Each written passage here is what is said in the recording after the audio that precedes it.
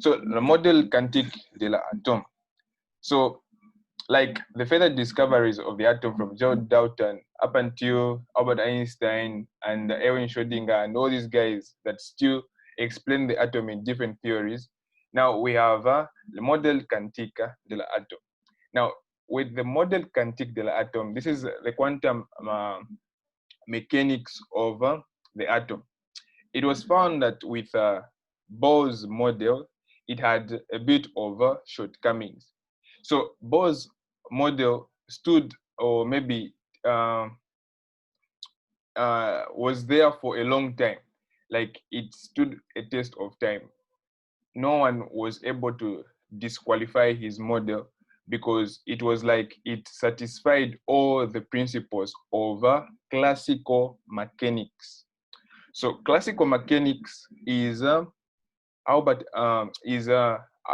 Newton's first law of motion.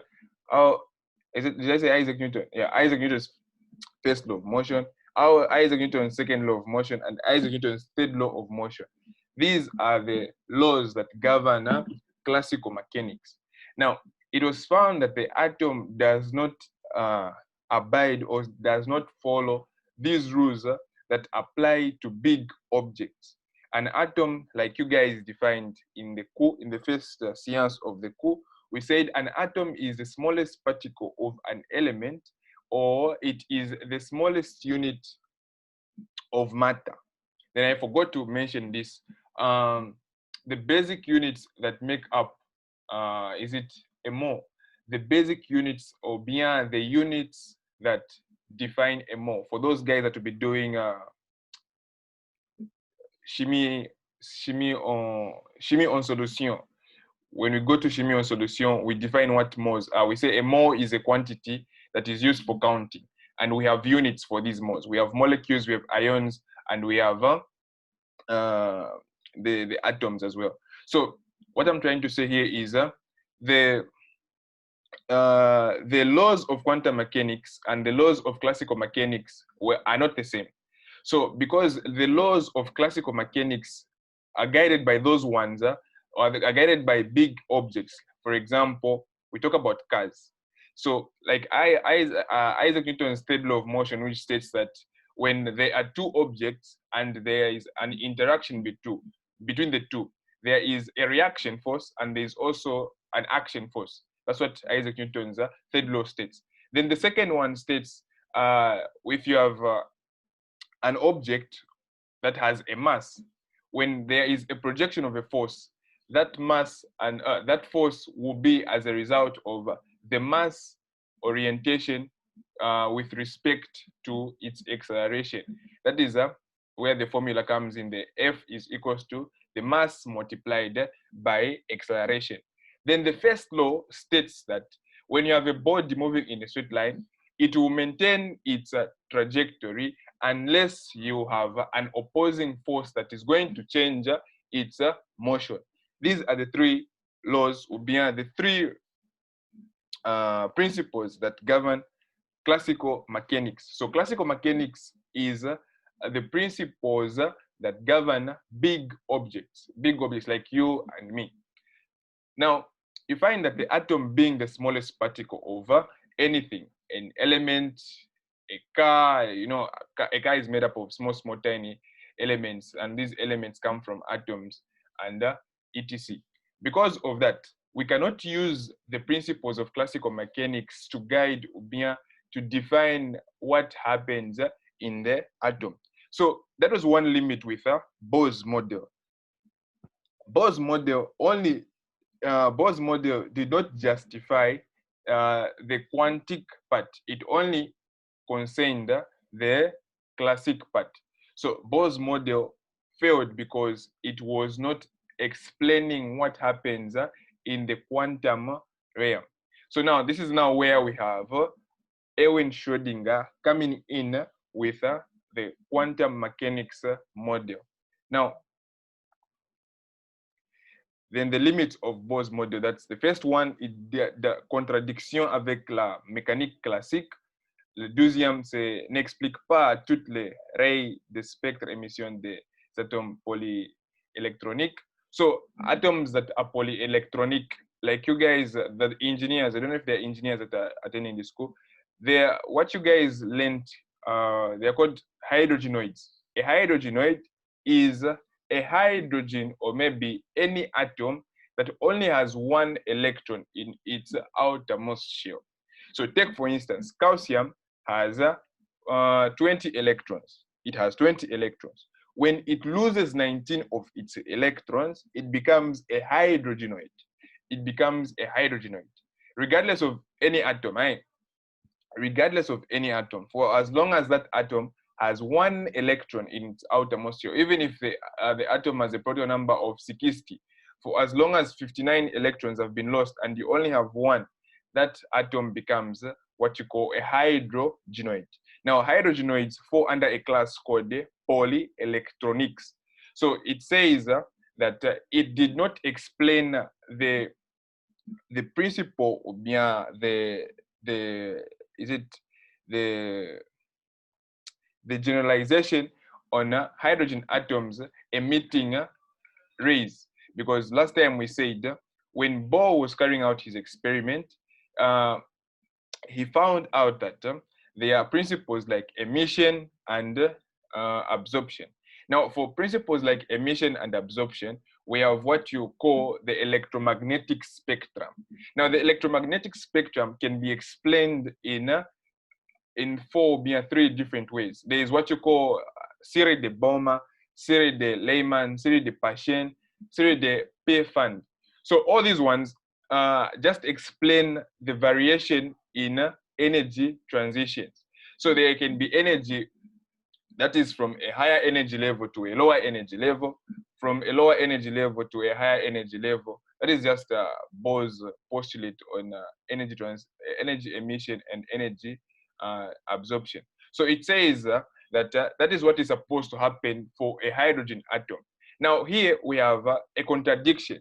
It states that for atoms that are polyelectronic hydrogenoids, for hydrogen atoms, for the hydrogen atom, it abides that principle where there is emission of an electromagnetic spectrum, which is also known as these things you call série de Bohr, série de Paschen, série de Lyman, série de Pfand, etc., which is also known as the electromagnetic spectrum. Now, when it comes to polyelectronic atoms, it was found that it does not explain these spectra. So it does not explain the Lyman, the Bohr, the Paschen, the Pfand. It does not explain that. So that was one disqualification of Bohr's model, because it's like it only explains what happens on the hydrogen atom, but does not explain what happens on the hydrogenoid atoms. Hydrogenoid atoms are hydrogen atoms that have one electron in their outermost shell. So take for instance, I gave an example of calcium. I also give an example of potassium. Potassium has got 19 electrons. When you remove 18 of its electrons, it's going to have a charge of how many? If it loses 18, it's going to have a charge of positive 18, and signifying that it only has one electron in its outermost shell.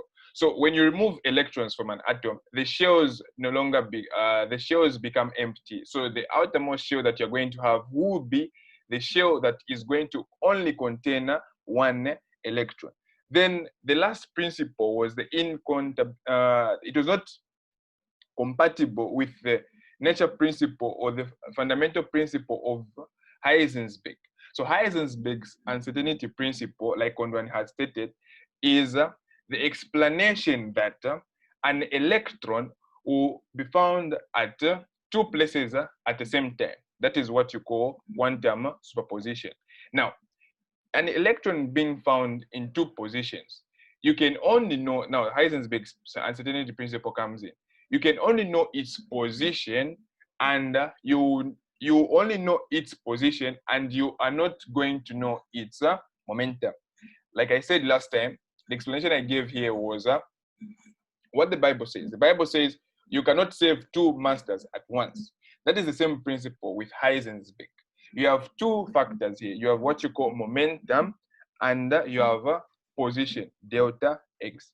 So you cannot know the position and the momentum simultaneously. You are supposed to know the other and neglect the other.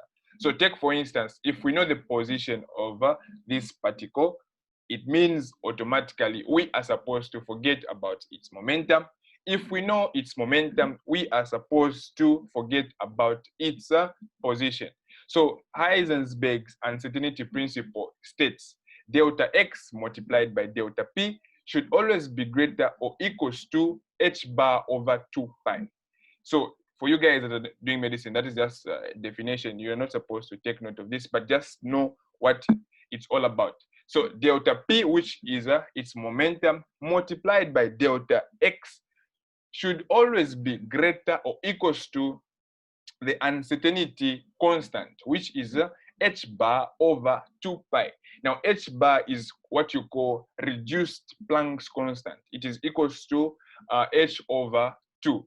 So h bar over 2 pi is the uncertainty, or bien the incertitude factor of Heisenberg. So these are the three limits that led to the discovery of quantum mechanics. So now, when you go to quantum mechanics now, you now understand that the rules of classical mechanics there do not apply. So Isaac Newton's first law of motion, second law of motion, third law of motion will never apply in the quantum realm. Any questions? There are no questions. Okay, so Model de Schrödinger. So in the year 1926, Erwin Schrödinger came up with the principle of electron probability. So now the electron probability came as a result of the thought experiment, or bien the executed experiment that Christopher was trying to explain.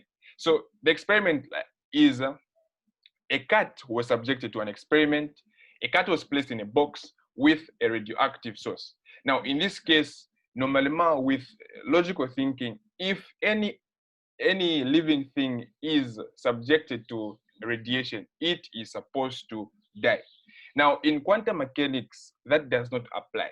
So in other words, what I'm trying to say is reality and quantum mechanics are two different realms. What happens in reality cannot happen in the quantum realm, because it is found that the rules that govern quantum mechanics are kind of too complicated, because you have principles like quantum superposition, the ability of a particle to be in two positions at the same time.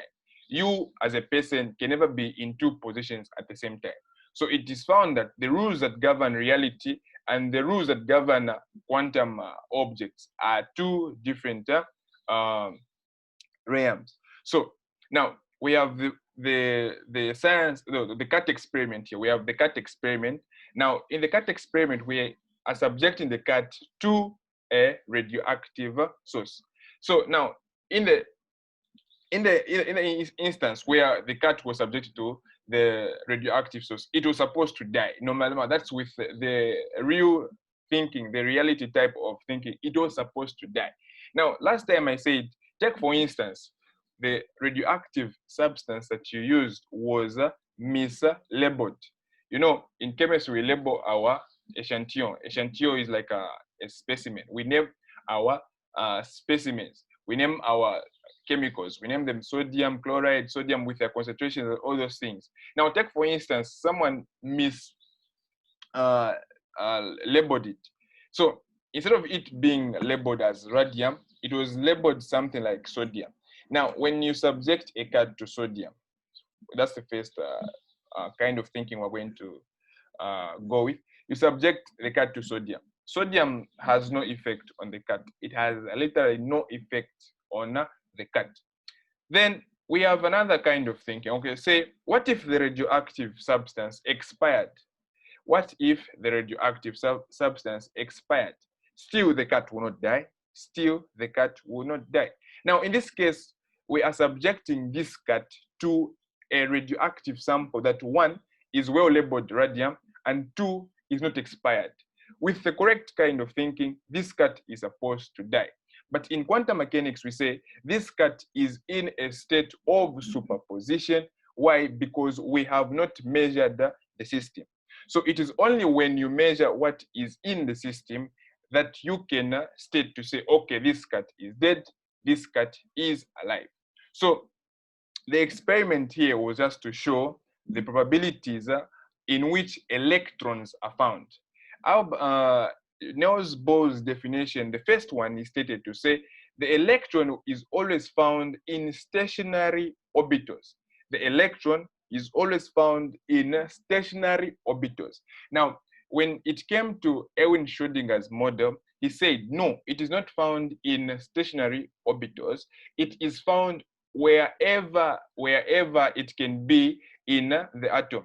Now, wherever it can be, now that explains the cat principle, and that also explains the superposition principle. Why? Because it is found that electrons are found at two different positions with the same quantum numbers. Now we're going to get to quantum numbers. With the same quantum number, with the same azimuthal quantum number, with the same, magnetic quantum number, with the same spin quantum number. So it is found that the electron is in two positions at the same time. So it disqualifies Niels Bohr's principle that states that the electron will always be found in stationary orbitals. So this was the beginning or the dawn of quantum mechanics, explaining how electrons interact with their different probabilities. Now, this is when the probability comes in, because we are saying a cat is subjected to a radium source or bien a radioactive source, and we do not know its position, we do not know its state, whether it's dead, whether it's alive. So it is a matter of probability. I had an example of Chanda in his room, and you have a game station there. So the parents take note to say that Chanda is sleeping or bien he's studying, but he might be doing something otherwise. That was the example that was given in today's coup. So the application of the quantum hydrogen atom. So we are going to look at the equation. So the equation basically explains the normal energy formula. The energy formula states that whenever you have energy, energy is always going to be converted from one form to the other. Energy will always be converted from one form to the other. So Erwin Schrödinger's equation just explains or bien clarifies this energy principle. Now, this energy principle we are talking about does not signify or does not justify the classical world. It justifies the mechanical, the quantum mechanical world. So it states that there is a kinetic energy and there is a potential energy for this electron. Then at the end of the day, there must be a balance. That is what the energy law states. Energy is neither destroyed, but it is transformed from one form to the other. So the kinetic energy and the potential energy that the electron possesses is supposed to be converted or being supposed to be in equilibrium with the energy of the system.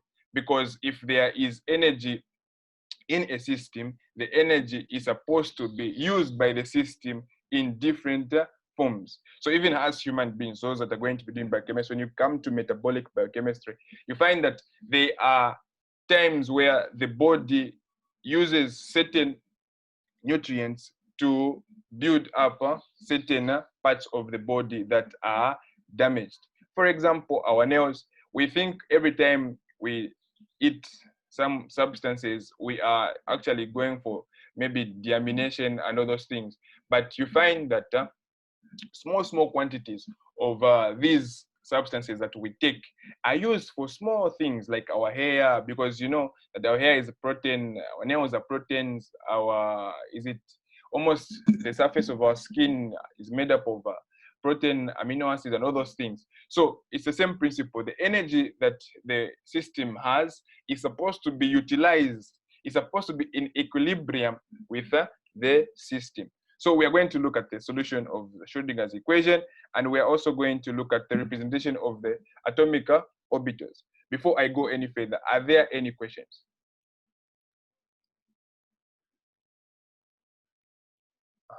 So the solution of Erwin Schrödinger's equation, which states that there is an energy which is equals to negative 13.6 over n carre. So this is just the same equation that Niels Bohr obtained after looking at the hydrogen atom. Then we now look at the quantifications of these energies in terms of their quantum numbers. So I said there's what you call angular quantum number, there's what you call the principal quantum number, there's the magnetic quantum number, and the spin quantum numbers. Now, because we are now explaining the quantum world, we're now in the quantum world. So an electron is found wherever, it's found in whatever position you look at it, it's found wherever. Now, even the way we draw orbitals, even the way we represent our orbitals changes. It no longer becomes those to my lines or bien those to my circles you draw, these ones. It no longer becomes this. It no longer becomes something like this, but becomes, let me just change my presentation.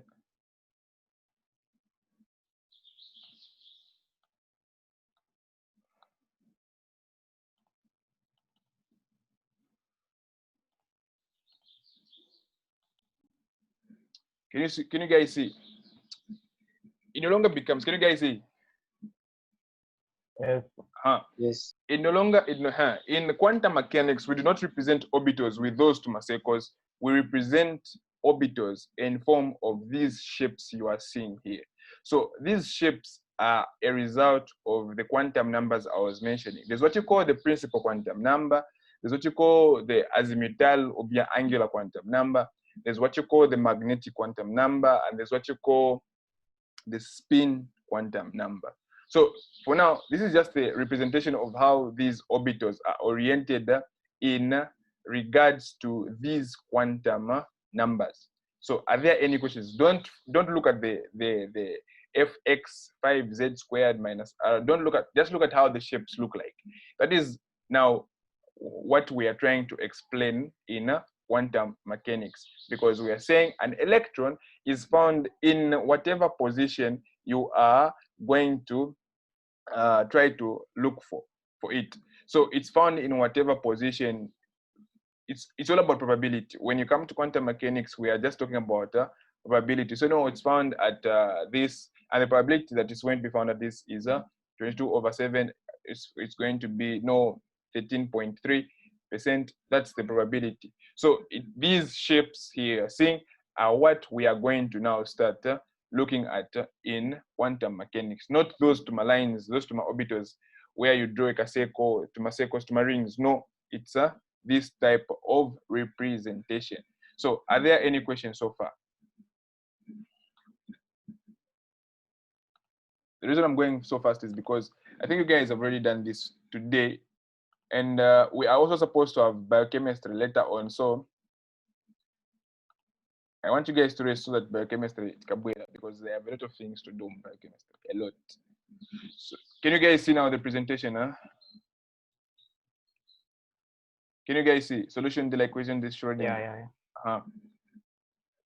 As in, am I making sense? Please, am I making sense? Or maybe sense, we start afresh. Am I making sense? I'm asking everyone. No, everyone should respond. Am I making sense? Or we should start afresh? It's making sense. Yeah, it's making sense. It's making sense. The girls. It's making sense. No, as in, no, if don't say it because your friend said it, you say it because you do not understand, so that we re-explain, it becomes clear. So is it making sense for everyone? For everyone, is it making sense? If it's not, please tell me where you are lagging, then we re-explain so that we go together. Because this is now where we are supposed to now start doing to my calculations, all those things. All along it has been all talking. But this is where now calculations come in, all those things. So is it making any sense? The girls, especially the girls, is it making sense? Yes. It's making sense, huh? Yes. Yes. Okay, alhamdulillah. So Now we have 3. Now here we have 3, but there's another one. We have 4 quantum numbers. That is, the first one is what you call nombre quantique principal, which is n entier. It's a member of n étoile. You guys are not doing analysis, but whenever you have a star with either a real number, a natural number, a complex number, etc., it means you are excluding 0.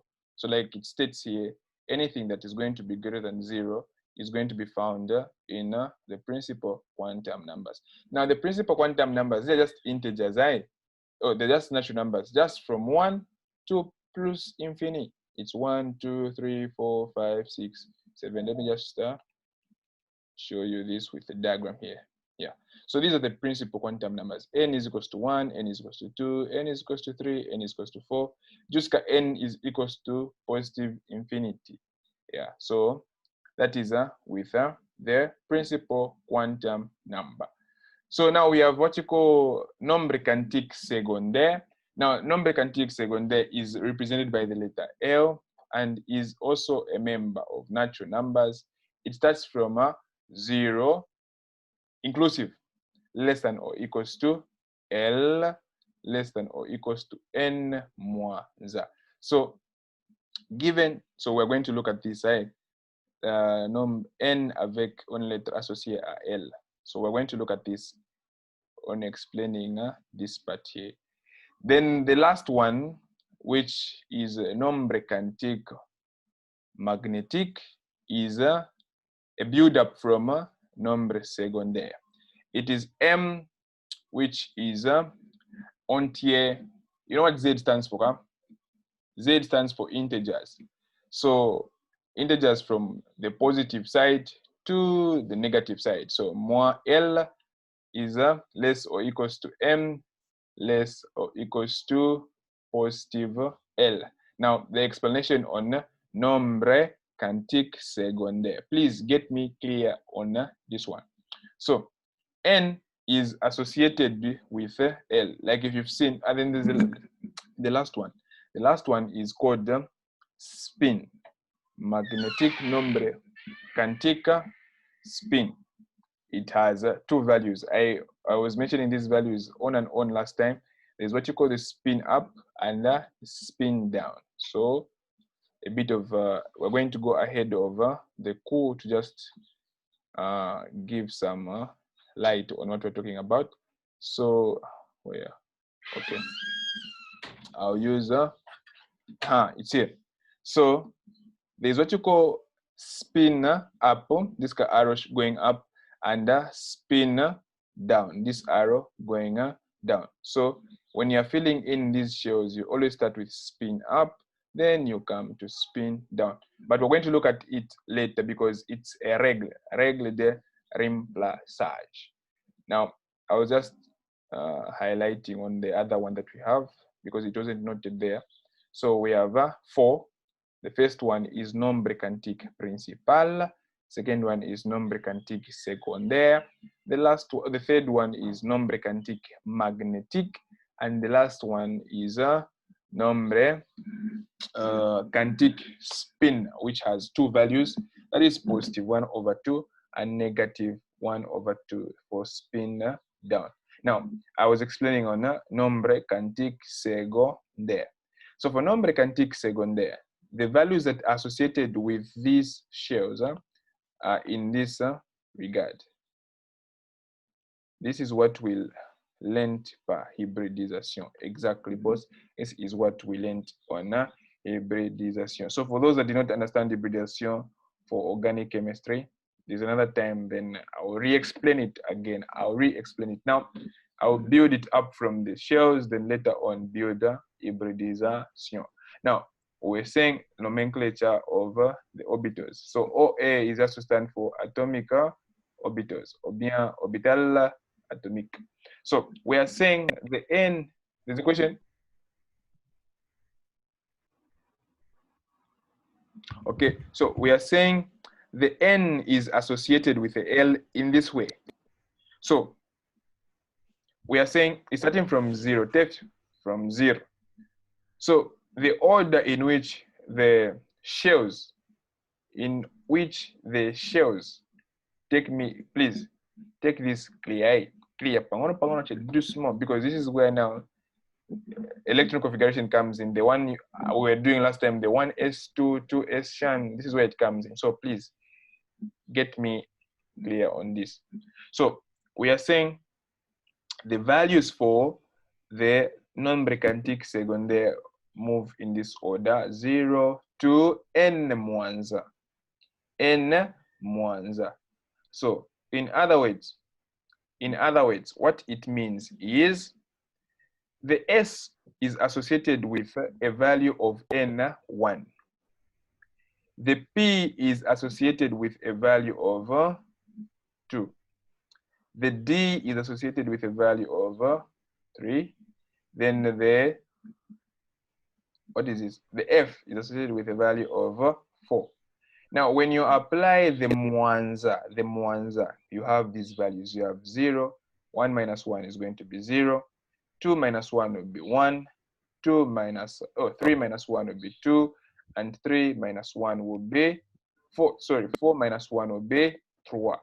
Now, these values that you see here are supposed to justify this domain.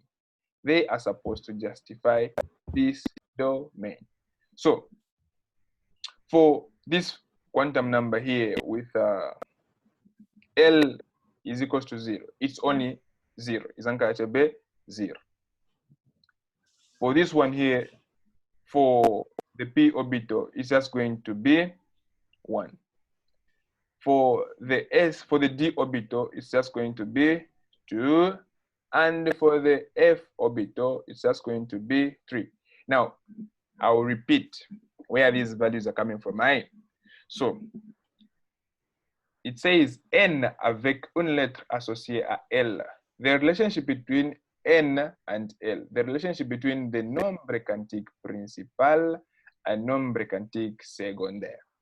So we are saying nombre quantique principal for the S orbital is 1. For the, I want you guys to explain, to understand when we know, because you blame me, So we are going to open a PowerPoint presentation and show how these things come about.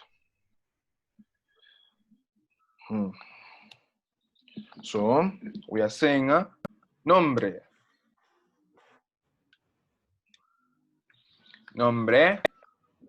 principal. Nombre principal for these orbitals. So we have S, we have P, we have the D, and we have the F.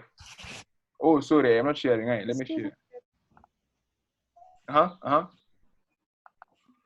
I'm on there to tell you that we can't see what you're doing. Oh, sorry. So, nombre principal, we have, you can see now. Can you guys see? Oh, yes. Okay. Yes, we can. So we have the nombre principal,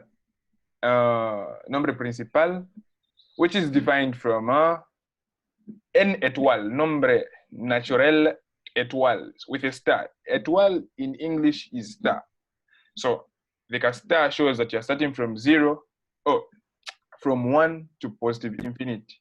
So we are saying nombre principal for the S orbital, is 1. For the P orbital, it's 2. For the D orbital, it's 3. And for the F orbital, it's 4. Now, for the nombre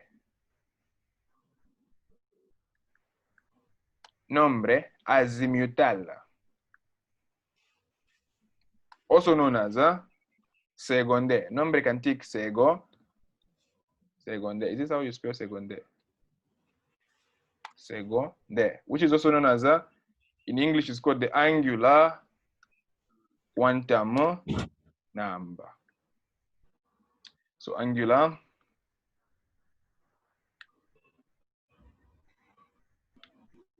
quantum. The angular quantum number So we are saying the general formula for the angular quantum number states you are going to have n, which is going to be less than L, less than, oh, sorry, equals to, where is the equals to? N moins Z. Ou bien, here, we say 0, because we are including, or we are excluding all natural number, all natural, we are counting all natural numbers. Now, in this case, we're also including 0, because here we are going to do the subtraction and the like. So now this is where the numbers come in. S, P, D, F. So the numbers come like this. What's N? This is Ni. This is nombre principal for these orbitals. The S, P, D, F. They have a nombre principal of N. That's it for the S shell. Nombre principal juge 2 for the P shell. Nombre principal 3 for the D shell. And nombre principal F or 4 for the F shell. Now, for us to get the nombre azimutal ou bien secondaire ou bien angular quantum number, we are going to apply this formula here. We're saying 0 is less than L, L to stand in for the nombre azimutal, and N here to stand in for the nombre principal. So we are saying we are applying this formula here. It's N moins. So what is 1 minus 1? We are saying it's 0. What's 1 minus 2? We have 1. Sorry, 2 minus 1, we have 1. What's 3 minus 1? We have 2. And 4 minus 1, we have 3, like that. Is it clear? This is how the nombre azimutal ou bien secondaire ou bien angular quantum number, how they come about. Is it clear? Is it clear? Olo, is it clear how the numbers come about? Is it clear? Is it clear? I take the silence for it is clear. So now we go to the other side, which is now an extension of the angular quantum number. It's 1 o'clock. So it's already 1 o'clock. So now this is a nombre azimutal, also known as a secondaire or bien angular quantum number. So now we are saying they are built up side. So it starts from the principal quantum number, it goes to the azimutal, then you go to the magnetic quantum number. They are built up. So the nombre magnetic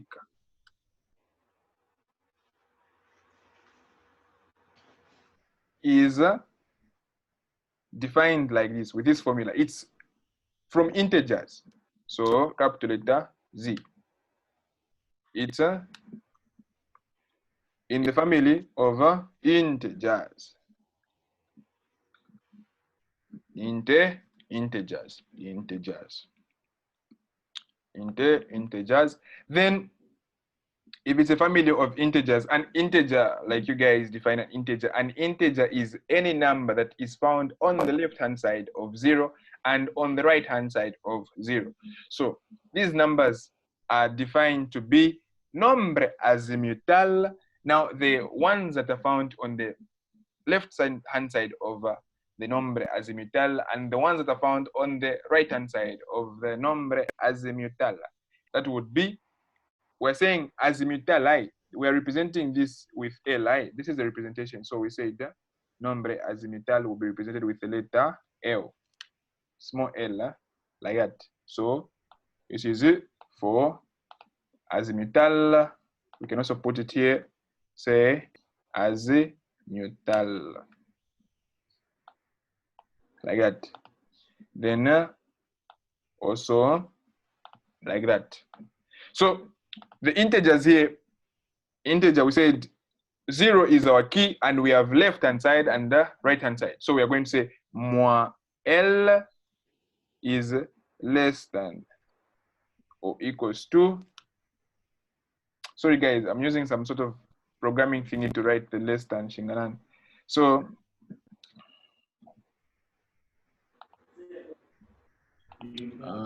so like that, like that. So magnetic positive L, I will say positive L. So they are actually nombre azimutal found in the integer scale on the negative side and on the positive side. So we are going to give each shell its nombre azimutal. So this is the formula. So we go back. So please take note. For the S we have 0. For the P we have 1. For the D we have 2. For the F we have a 3. So we'll start. So nombre magnetic, which is represented by the letter M,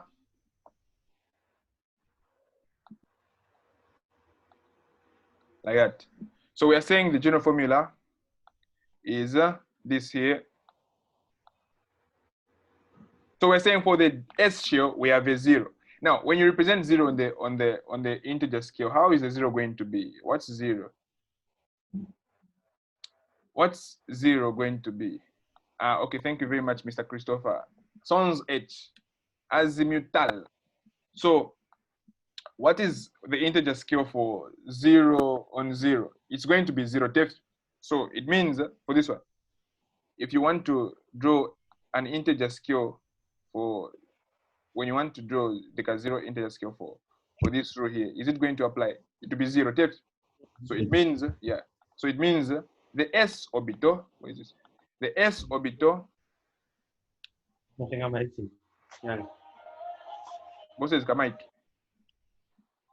S orbital has a 0 number magnetic.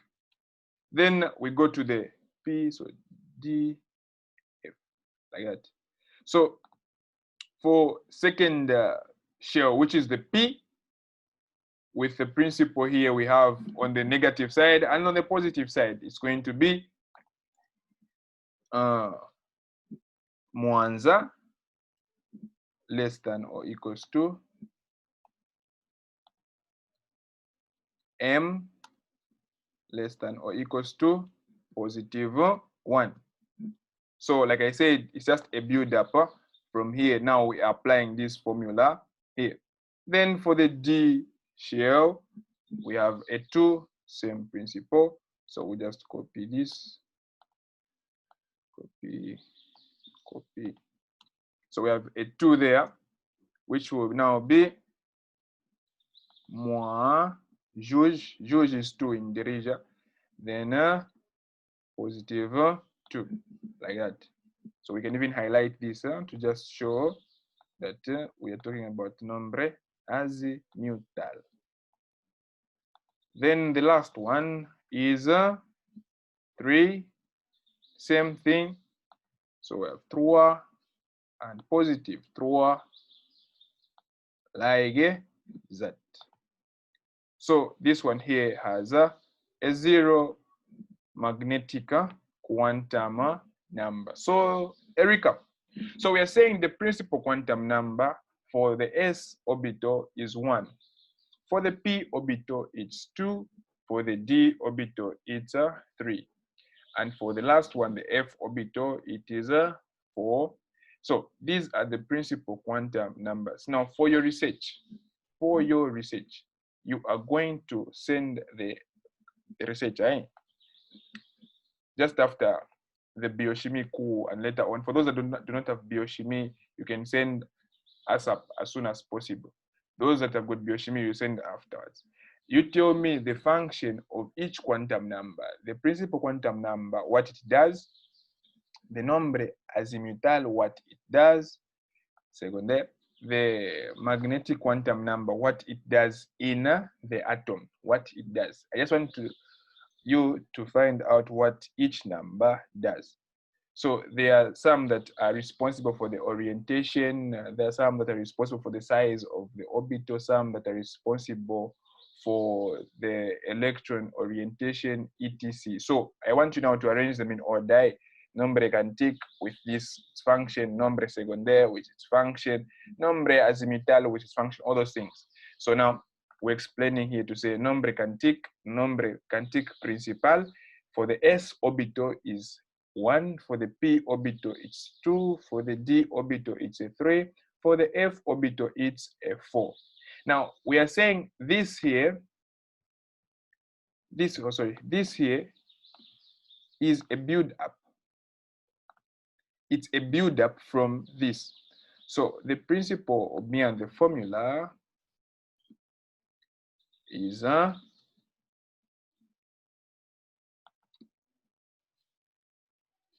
formula is 0 less than L less than or equals to, we are including the n minus 1. So in this case, we are going to apply this formula we have at the far end. So we are saying, what is 1 minus 1? 1 minus 1 is 0. 1 minus 1, no.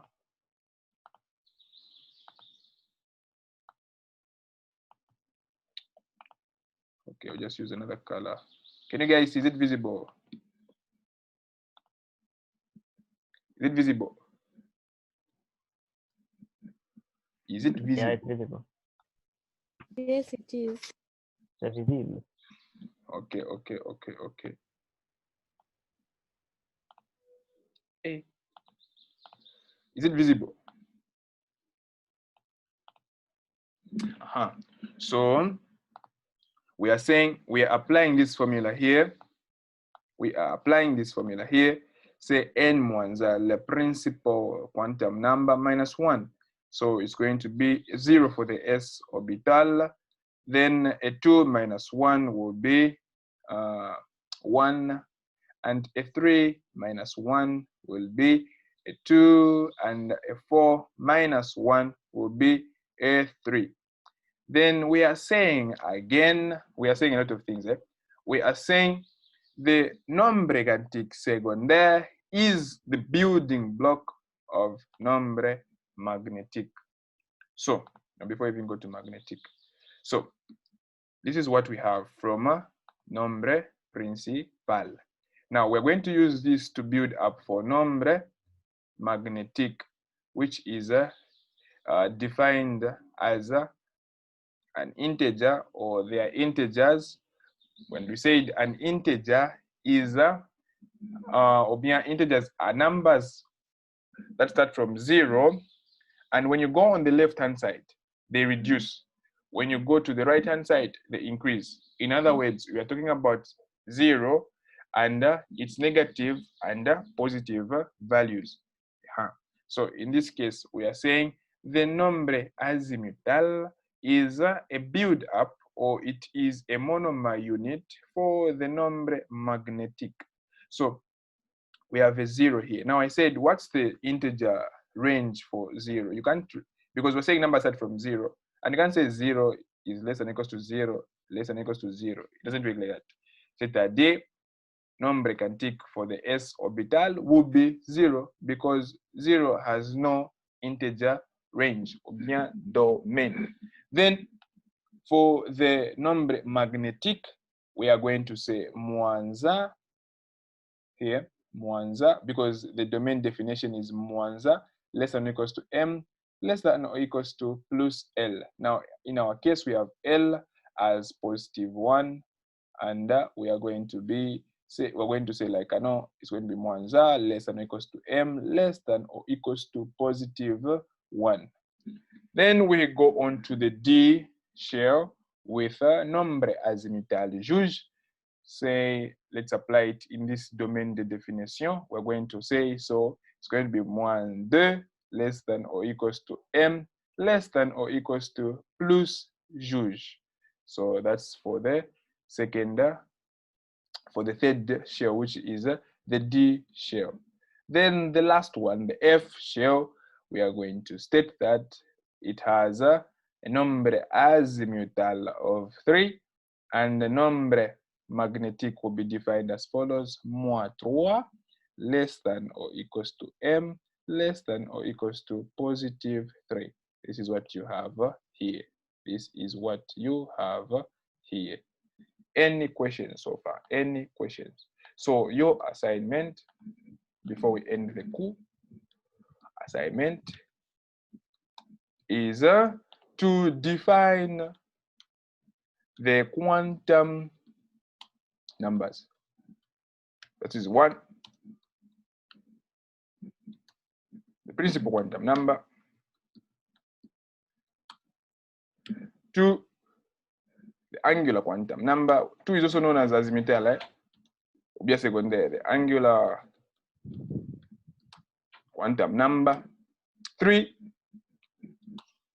will be the magnetic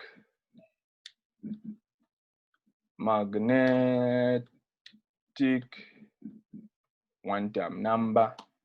And for the simplest is the spin quantum number. So that is your assignment.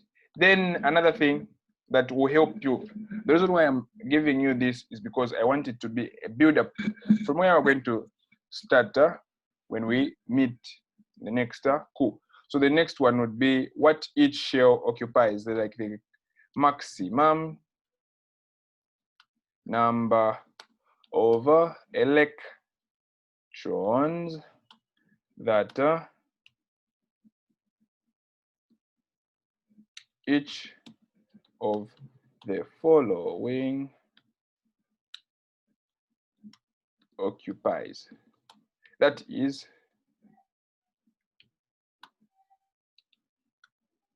S, P, D, F. So that's your assignment, eh? So I'll get a screenshot of this and send it to your group. So this is your assignment. When you're done with assignment, just send your solutions. Now, it's so unfortunate that the guys that were doing biochemistry only received a number of responses. Anyway, it's a paragraph. So this is what this school was all about. Before I go, let me just conclude with some few important points on this is. Can you see the presentation where for the coup? Can you see it? Yes. Okay. So we are about to conclude. So this is what we're actually explaining, for the N, for the L, for so this is principal. This is is it magnetic? Hey, this is principal, azimuthal, magnetic. Then these are just energies. They are just energies. Then when you have what you call an orbital degenerate, this is now where we explain the principle of hybridization, where energy levels drop and want equilibrium. So we are going to look at this properly in liaison chimique. So for now, this is just how we draw energy diagrams in quantum mechanics. So it's the same principle as Bohr, but now here we are going to apply all these numbers. We're going to apply the principal quantum number, the angular quantum number, the magnetic quantum number, and the energies. It's the same thing, but now we are including these numbers. The numbers are included here, but you cannot see them. We're going to do that for the next coup. Then this is the representation of orbitals. The diagram I gave you guys, I showed you with different orbitals, how they are oriented in a 3-dimension. So don't forget, the assignment is to find out how these orbitals are in 3 dimensions. So how the shapes are, how their orientation is about the X or Y, Z plane, all those things. Yeah. Then this is now what we're explaining about probability and the electron density. So like Erwin Schrödinger's definition of the electron is found. So these two small dots, they show electron variation. So we are saying an electron is actually found anywhere. So take, for instance, we want to find the electron that is found here. It's not possible to find its actual position like Heisenberg. Neither is it possible to find its momentum. But what is possible is just calculating its probability. Royon de la orbital is at the distance of the electron and the noyon. That is, we're going to look at its probability in a given distance. You see, from the nucleus to the electron. So in this case, finding an electron here, we are not going to actually find out its actual position, neither are we going to find out its actual momentum, but what is possible as a factor here would be its probability. So probability. So if we're going to explain this for the engineers, we would say psi, which is a function that defines a wave. You guys, I heard you guys did from a side. It's like a thing that looks like a umbrella like that, upside down with like a line in between. It's called psi. Let me try maybe to draw it. Something like this. It's drawn like this. Can you guys see? I'll do it here. Something like that. It represents the wave function. It represents the wave function. So that is what we have. Then, like I said, now we're going to talk about representation of these orbitals in the next school. So as I said, you are supposed to do your research on this so that the next time we come, we start on a new page. So you have got the P shells, we have the N shells, we have the S shells, we have the D shells, we have the F shells. Yeah, those are the shells that we have. Then this is now the orientation in space. When I say space, I mean 3 dimension. Those that are doing mécanique du point, you understand that we have 3 dimensions in this world. Although there is another principle called, those that are interested, you should look up what you call the string theory. So the string theory basically explains the principles of dimension. In reality, we have 3 dimensions, but when you go as far as the string theory, you have what you call 11 dimensions. So if we include time, it now becomes 12 dimensions. So for those interested, you can look up the string theory for further understanding about dimensions. So now for orbitals, we only have 3 dimensions, but if we include time, because in Schrödinger's, I forgot to mention, in Schrödinger's equation, you have what you call the time-dependent variables and the time-independent variables. So when you consider time in this case, we are going to have now 4D. This is what you call 4D dimension, where you have the X, Y, and Z. And when you include time, it also becomes another variable. It also becomes another variable. So in the next chapter, we are going to look at how these orientations come about. It is because of these quantum numbers, the principle, the angular, the magnetic, the spin, and what else? That's all. These are that's the reason why you have this type of orientation. It's all because of these quantum numbers, the principle, the angular, the magnetic, the etc. All those things, because of the quantum numbers that you have this type of arrangement. So come to you, don't forget to do your assignment. Then this is an exercise. We did this some time back, but it's a very simple exercise. So for those that want to try out this exercise, please hit my DM for these questions. If you do not want, say, paragraph. So then next time we come, we are going to start chapter 2, the resolution de la equation de Schrödinger. et configuration électronique.